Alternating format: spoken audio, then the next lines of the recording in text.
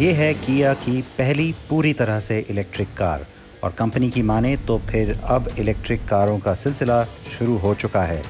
एक electric flagship होने के नाते किया EV6 का शानदार होना ज़रूरी था और ऐसा है भी। आज मैं जर्मनी में इसे चला रहा हूँ, जहाँ ये कई ग्राहकों की पसंद बनती जा रही है। गाड़ी के नाम के साथ ये बात जाहिर हो जाती है कि किया आने वाले दिनों में काफ़ी सारी EVs या इलेक्ट्रिक व्हीकल्स की प्लानिंग कर रही है, तो ये एक अच्छी बात है। और ये भी बात जाहिर है कि हर एक मॉडल के साथ EV नाम जुड़ा रहेगा। Hyundai मोटर ग्रुप के नए इलेक्ट्रिक ग्लोबल मॉड्यूलर प्लेटफॉर्म या EGMP पर बनी EV6 अपने परिवार की Hyundai Ioniq 5 से काफ़ी मिलती जुलती है, लेकिन दिखती काफ़ी अलग है। डिज़ाइन टीम ने इसे एक क्रॉसओवर लुक देने का फैसला किया और इसलिए इसे एक SUV भी कहा जा रहा है। मेरे लिए ये एक बड़ी हैचबैक या फिर ज़्यादा से ज़्यादा एक क्रॉसओवर ही है, लेकिन इसमें आप देखेंगे एक आधुनिक चेहरा, बढ़िया डिज़ाइन, लुभावना पिछला हिस्सा भी। कार के फ्लेयर्ड आउट फेंडर्स 70 के दशक के लांचिया स्ट्राटोस से प्रेरित हैं। इसमें डिप्लॉयबल डोर हैंडल लगे हैं जो बॉडी से समा जाते हैं। ये किया की पहली कार है जो नई ऑपोजिट्स यूनाइटेड डिज़ाइन भाषा को दिखाती है। ये आपको टेल लाइट में और कार की स्टाइलिंग में साफ दिखता है। लेकिन इस नई डिज़ाइन लैंग्वेज के साथ साथ आप फिर भी एक किया की झलक इसमें ज़रूर पाएंगे, क्योंकि जो टाइगर नोज ग्रिल है उसको रीइंटरप्रेट किया गया है और ये पहली कार है जिस पे किया का नया लोगो शुरुआत से है। अब यहाँ भारत में भी किया का नया लोगो काफ़ी जाना पहचाना लगता है। अंदर से भी कार पैनी और आधुनिक है। एक साफ कैबिन डिज़ाइन जिसमें दो 12.3 इंच के कर्व्ड स्क्रीन्स आपका ध्यान खींचते हैं। उन स्क्रीन्स पे ग्राफिक्स बहुत अच्छे हैं और कार में आपको जानकारी और तकनीक का बढ़िया मेल मिलता है। Connectivity, head up display, ambient lighting तो अब उम्मीद से परे हैं ही नहीं। फ्लोटिंग सेंट्रल कंसोल भी शानदार है और आपको वायरलेस चार्जिंग भी देता है। 2 स्पोक स्टीयरिंग व्हील का लुक अच्छा है। यहाँ बैटरी के रीजेनरेटिव पावर के लिए पैडल शिफ्ट भी लगे हैं।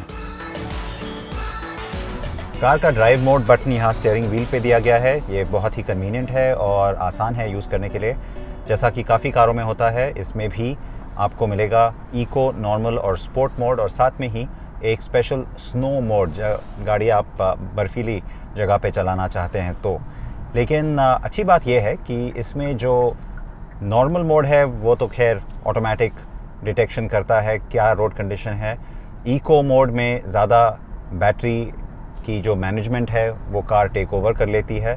और इसमें एक दिलचस्प बात यह है कि वो नेविगेशन सिस्टम के साथ भी थोड़ा बहुत प्लानिंग जो ड्राइव का है वो ज़्यादा एफिशिएंट हो जाता है जब आप इसको इको मोड में डालते हैं। और जब आप इसको स्पोर्ट मोड में डालते हैं तो ऑफ कोर्स थ्रॉटल रिस्पॉन्स और स्टीयरिंग थोड़ा सा ज़्यादा स्टिफ, परफॉर्मेंस थोड़ी ज़्यादा।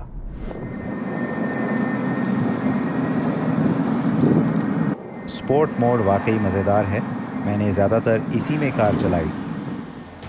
मुझे 2 बार कार चलाने का मौका मिला तो फिर और मोड्स भी परख पाया। जर्मनी में बिकने वाली EV6 में 394 से 528 किलोमीटर तक की रेंज का दावा किया जा रहा है। 584 bhp वाली सबसे महंगी EV6 GT जल्द ही आ रही है।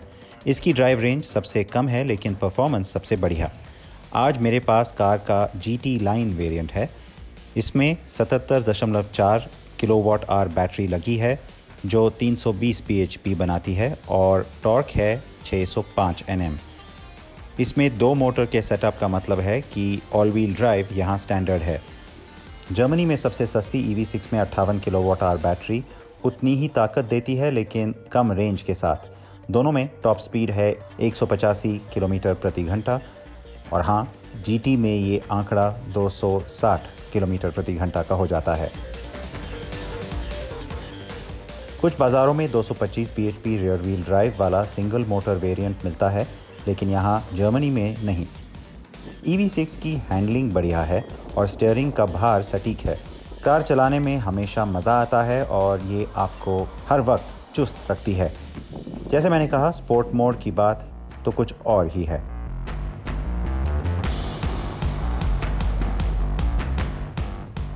क्योंकि ये किया की सबसे पहली इलेक्ट्रिक कार है जो कि शुरुआत से ही एक या डेवलपमेंट स्टेज या प्रयोग से ही एक इलेक्ट्रिक व्हीकल है, जाहिर है कि कंपनी को ये दिखाना था कि वो किस तरह की तकनीक या किस तरह का डिज़ाइन या किस तरह की ओवरऑल डेवलपमेंट हासिल कर चुकी है। इसलिए आप इस कार में जो भी देखते हैं, इसमें कोई भी गिमिक नहीं है, कोई भी ऐसी चीज़ नहीं है जो आपको लगेगा कि ये क्यों डाली गई है। बहुत ही अच्छी तरह से इसका डिज़ाइन और ओवरऑल इंजीनियरिंग प्लान किया गया है।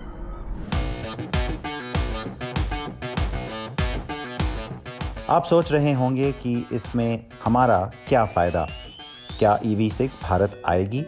सीधा जवाब है हाँ, लेकिन अगले 12 महीनों तक नहीं। किया इंडिया एक इलेक्ट्रिक मॉडल के बारे में सोच रही है जो पूरी तरह से इलेक्ट्रिक कार होगी, जो शुरुआत से ही एक इलेक्ट्रिक मॉडल प्लेटफॉर्म पर ही बनेगी। इसका मतलब है कि सोल EV का यहाँ आना अब नामुमकिन लग रहा है। साइज़, सेगमेंट, लग्जरी और तकनीक के हिसाब से EV6 सही लगती है, लेकिन यूरोप में भी 45,000 यूरो की शुरुआती कीमत के साथ ये कम लोगों के लिए बनी है।